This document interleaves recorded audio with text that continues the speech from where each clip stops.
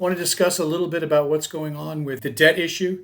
The Democrats are screaming that the Republicans are being irrational. They're not doing what they need to do, and there's no way they can make those cuts without killing the country. They just don't discuss what's in it. So I thought I'd cover it very quickly with you. For example, the first thing they're trying to do is roll back spending to last year's level. Not 10 years ago, last year's level. Not a big deal. It's not that big a deal. And then they're saying from that point on, for the next 10 years, cap increases at 1%, which is less than inflation, which means they have to think about where they're spending money and not just throw money at every solution. By the way, this will not apply to Social Security and Medicare, so let's get that off the table because the Democrats will be screaming again that we're pushing Granny over the hill and we're trying to kill her. The second thing is they're going to pull back whatever unspent money that was passed for COVID. Gee, that sounds like a horrible thing to do. That counts to about $30 billion that's out there that hasn't even been spent yet, so why do they need it? Cancel it, take it back in. Canceling the president's move toward helping the people who borrowed money from our country to go to school, and then he's going to give them $10,000 to $20,000. They're canceling that program with a saving of about $460 billion. Okay, he's going to work on eliminating the green tax credits because they were given out there to just help those special energy groups going on. And again, if it's going to work, we support it. We don't just do it because we need to do it. We're also going to go after welfare type programs or relief programs. Basically, right now, if you're up to 50 years of age, you have to be either working 80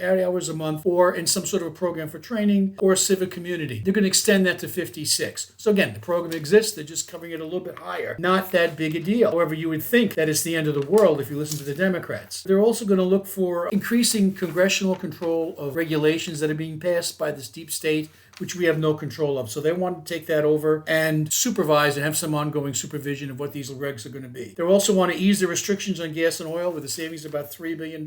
So I really think that overall, this is not an unreasonable program. When the whole thing adds up, it adds up to about $547 billion in savings, which is a little over $500 billion.